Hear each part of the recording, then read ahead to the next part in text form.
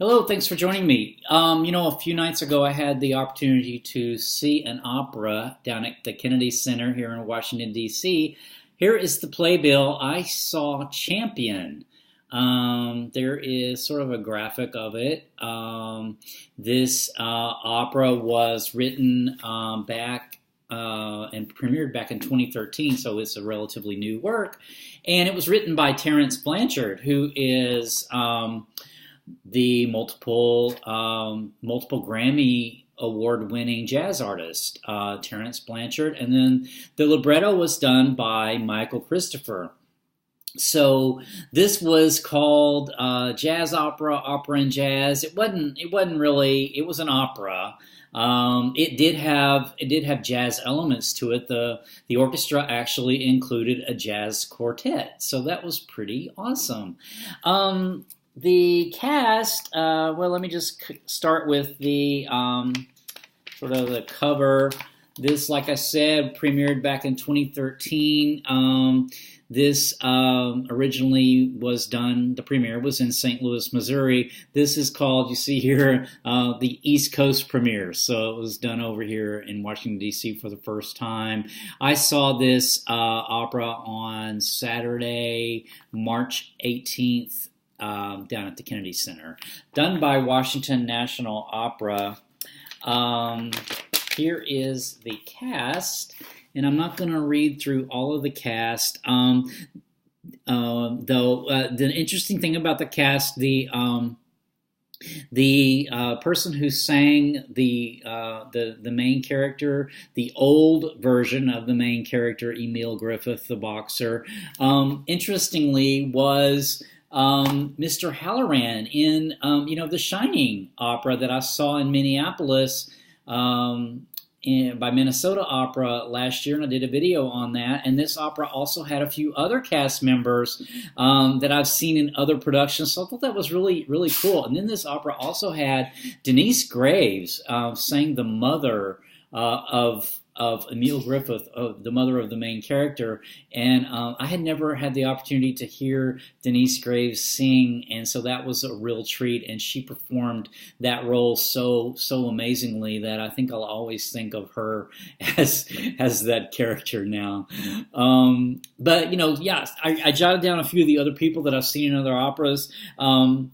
The manager of the boxer was sung by Wayne Tiggs, who was the title character of the Flying Dutchman. He was the Flying Dutchman in the Virginia opera production of Der Fliegende Holländer, the Flying Dutchman, that I saw last year. That I did a video on that too. And another performer from that opera, whose name is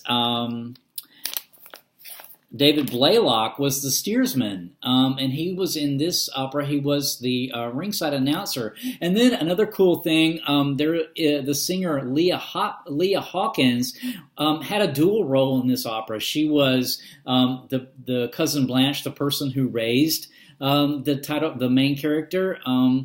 And then she was also, later on, his wife, Sadie. And the opera that I saw her in, Appomattox, which I did a video on, she had a dual role in that opera as well. So both operas that I've seen her in, she had a dual role. So that was pretty cool. So what this opera is about, it's about a real person, a person who actually existed, Emile Griffith, and he was a young man in the U.S. Virgin Islands, and he came here to the U.S. mainland back in the early 60s because he wanted to design ladies' hats. He was trying to, earn a living, and that's what he really wanted to do, but he was spotted by the man who eventually became his manager as a potential boxer. And so even though he didn't have any training in boxing, he did go and start training and ultimately became a champion.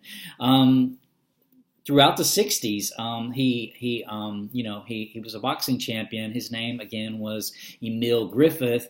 Back in 1963, though, in a particular bout, he was in a match, and he knocked out his opponent, who then died 3 days later due to the brain injury, brain swelling. So that sort of haunted him his whole life. And then the other sort of thing he had going on was he was a closeted homosexual. This is one of the reasons why he sort of lost it in the ring, was because before the match, apparently his opponent had been sort of taunting him, and he taunting him about, being gay, and he sort of lost it during the match, and he was not blamed for the death of his opponent, but he was guilty for it, about that his whole life. And so this opera, the way it's set up is it's really the reminiscences of the old version of Emile Griffith, who is starting to have mental issues, and he has a hard time getting around. He sort of has a caregiver that looks after him, and he is preparing to go and meet with the son of his opponent that he killed back in the 60s. And so that sort of sets the stage, and then we see his memories, him as a young person, as a boy, who was raised by a very strict cousin, very religiously strict cousin, bordering on sort of child abuse there. And that role was performed by a young singer really well, a young boy that's, my understanding, is in a performance school in Baltimore. But then the story also is the young Emile, when he's a young man, the young Emile when he's boxing champion, and that role was sung by Aubrey Alcott. And he performed that role so well, sort of the young Emile. But this is sort of what we see. We see his life played out really in the reminiscences then of him as an old man. And so I mentioned about him being a closeted homosexual. So yeah, he was closeted, and he actually at one point after the death of his opponent, he tries to come out to his manager, and his manager really doesn't want to hear it. Actually sings something to the effect of, there are things people don't want to know. And so he wouldn't let him tell him.